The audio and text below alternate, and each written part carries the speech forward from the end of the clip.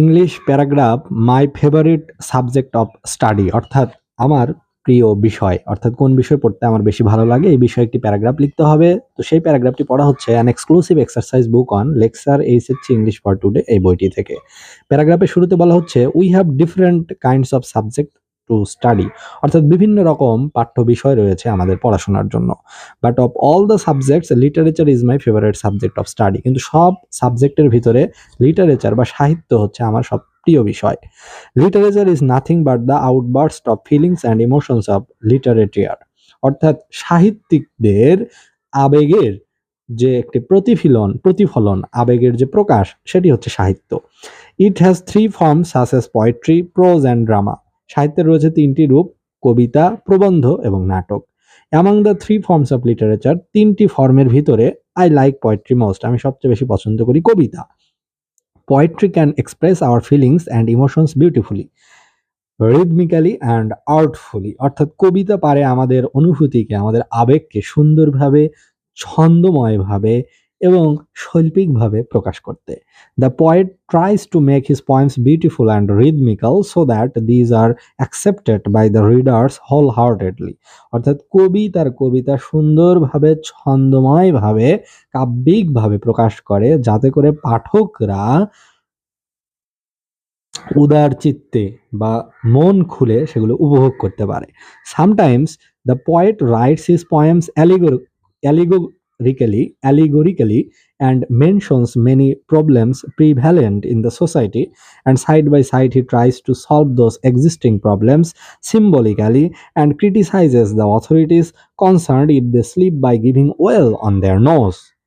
এখানে খুবই সুন্দর কথা বলা হচ্ছে যে মাঝে মাঝে কবিরা কবিতা লেখে অ্যালিগরিক্যালি, অর্থাৎ একটা কবিতা লিখছে অন্য কিছুর আড়ালে, হয়তো কোনো রূপকথা দিয়ে, উপকথা দিয়ে, উপকথা দিয়ে, অর্থাৎ কোনো ক্যারেক্টার দিয়ে, কোনো প্রাণী দিয়ে, পশু দিয়ে বোঝাচ্ছে, এবং সমাজের যে বিভিন্ন অসঙ্গতি, সমাজের যে বিভিন্ন সমস্যা সেগুলোকে তুলে ধরছে ওইসব ক্যারেক্টার দিয়ে।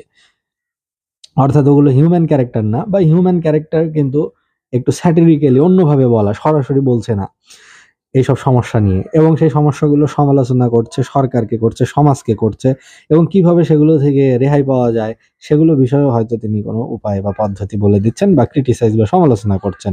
যদি দেখা যায় যে যারা অথরিটিতে আছে, যারা কর্তৃত্বে আছে, যারা গভর্নমেন্টে আছে, তারা যদি নাকে তেল দিয়ে ঘুমায়, সেই সময় কবিরা, লেখকরা তাদের বিভিন্ন টেকনিক্যালি, তারা সিম্বলিক্যালি, অ্যালিগরিক্যালি সেই লেখাগুলোর মাধ্যমে ওই সমাজে সমালোচনা করেন। However poetry can effectively inspire men to do social work. যাই হোক, কবিতা মানুষকে সমাজ সংস্কারের দিকে, অর্থাৎ সমাজ নিয়ে কাজ করার ক্ষেত্রেও উদ্বুদ্ধ করে।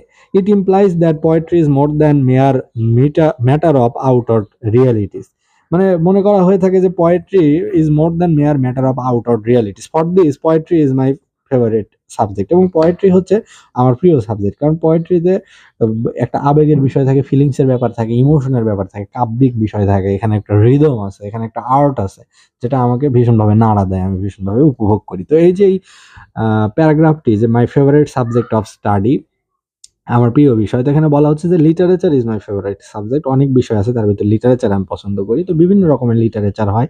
লিটারেচার ফর্ম প্রধানত ৩ প্রকার হয়, ড্রামা, প্রোজ এবং পোয়েট্রি। তো among them I like poetry most, কারণ পোয়েট্রিতে ফিলিংস এবং ইমোশনগুলো পোয়েট প্রকাশ করে বিউটিফুলি, রিদমিক্যালি এবং আর্টফুলি।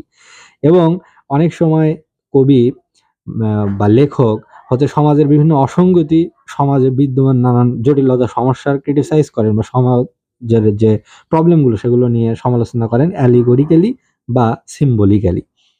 তো কবিতা আমার প্রিয় সাবজেক্ট, কারণ কবিতা আমার হৃদয়কে, আমার মনকে প্রশমিত করে, আমাকে আনন্দ দেয়। এই জন্য কবিতা আমি পছন্দ করি বা কবিতা আমার ভালো লাগে।